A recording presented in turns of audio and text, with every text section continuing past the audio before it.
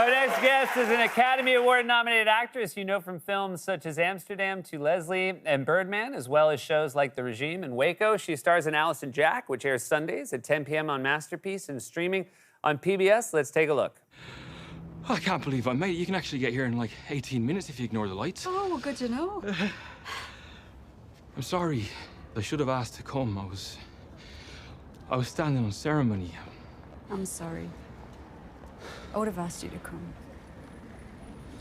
I almost asked you to come. It's exhausting, isn't it? Being in love. It's brutal. Please welcome to the show, Andrea Riseborough.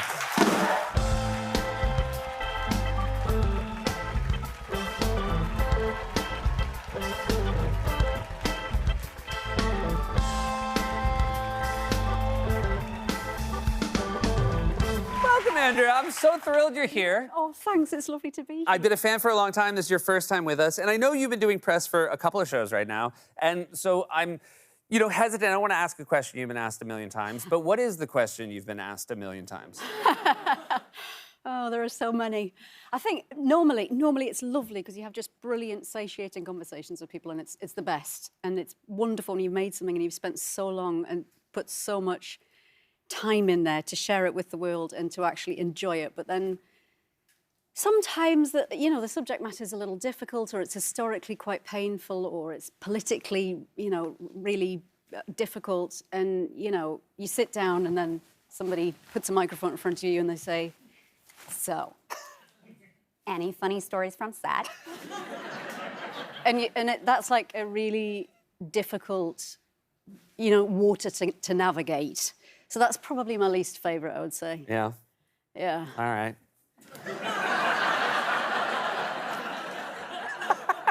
I just like to lay my cards out on the table. Yeah, no, I'm glad you did. I think you saved us a lot of embarrassment. This is a very, you say you put a lot into it. This one, not only are you an actor in this, you executive produced it. This is a script that you came across, and this is a romantic, not really a romantic comedy, a romantic story, I would say. It is. This is really, firstly, it was so arresting seeing myself. I try not to watch myself at all costs, but I always look like a really old, wrinkly baby. And with lipstick on, and when I catch myself in a clip, I think, oh, no, not the wrinkly baby again. I do not think anyone else thought that. I think you're in the clear. There was a review that once did say that. Oh, well, that's why you can't stop thinking I thought it was very perceptive, actually. Wise and simultaneously fetal. That kind of thing.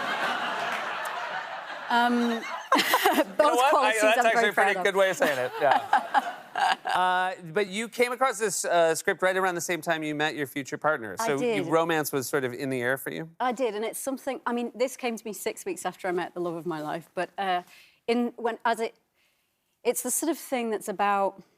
It's about that kind of love where you just want to kill them. Where you just... where you want to have their babies and kill them and teach them how to use toothpaste and, all the things that you just... It's the one big love where you're like, I am lumbered with you.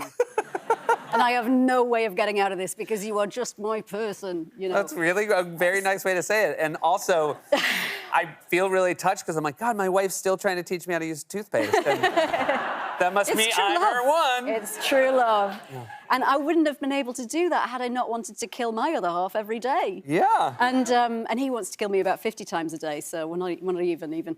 But his name's Kareem, and I met him at a baggage carousel. Oh, really? How does that happen? Is it the baggage taking a long time to come?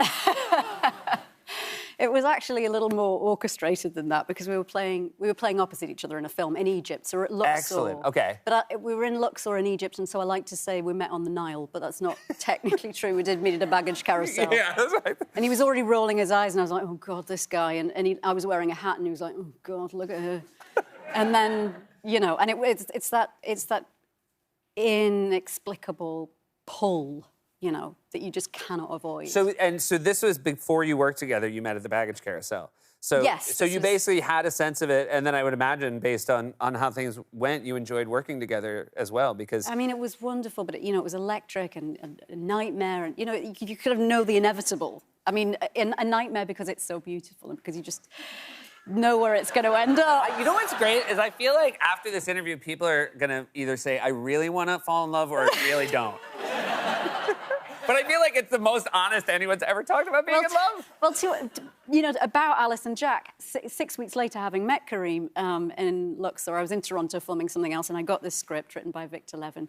It's such a beautiful script, the first and the last of a whole series, a mini-series of this story that pans 15 years. And the two characters, Alice and Jack, I play Alice, not Alex. I'm not playing Alex. Donald Gleason plays Jack. It's one of the watching them get together is like watching a car crash in the sense that you sort of can't take your eyes off it, and you know that it's going to be, it's sort of inevitable, and it goes really quite, it's wonky in the beginning. They meet on an app, as people do. Yeah. I only meet at baggage carousels, of course, exclusively. Right. But so you're not looking down your nose at app people. Yeah. God, but I'm only baggage. Yeah.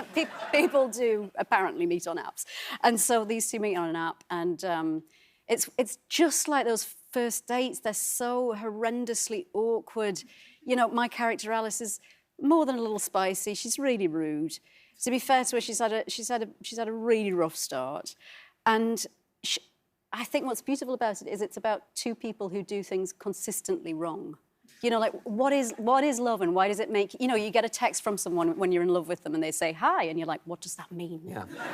Rather than just, hey, how's it go? But you're firing on no cylinders whatsoever, and you're absolutely the worst version of yourself. You know, like, all the triggers come up, everything happens. And so this happens to Alice and Jack, and she tries to desperately keep him away to protect him from herself, my character. And so there's something, on the face of it, it looks like it might be any other love story, really, but I think there's something that's very realistic and painfully, awkwardly real about their love. Well, it's really wonderful, and I'm really happy. It genuinely is. There's too many young people here. They're like, no, it's great. You'll find out. I'm not, this will sound like a joke, it's not a joke. You were in another movie that was about the enduring power of love. That is one of my... Yes, it was. One of the craziest, most fun movies of the last 10 years. You co-starred with Nick Cage in a film called Mandy. Yes. And, yeah, I mean, if you know, you know. This is... An enthusiastic smattering from a very small portion of the audience. Yeah. Look, I mean, we all saw the box office numbers on Mandy. We didn't think it was going to be everybody. But this movie is such a blast. I highly recommend it. How was your time with Mr. Cage? It was wonderful. It was a kind of an unexpected project, I think, for everybody that I was going to work. I hadn't done a lot of things that might involve Nick Cage in the past, you know. Right, yeah. So it was a bit of a left field move in terms of my career. But the people I worked with were like, "You're going to do what with Nick Cage in a forest in Belgium?" and I said to them, Panos Cosmatos, this brilliant director, has made this extraordinarily weird first film that only Cronenberg could sit through. I think in Tribeca, I'm not sure. It was somewhere in New York, it was at a festival. It was basically an existential crisis about a man trying to escape out of a black hole. Yeah. I thought it was beautiful.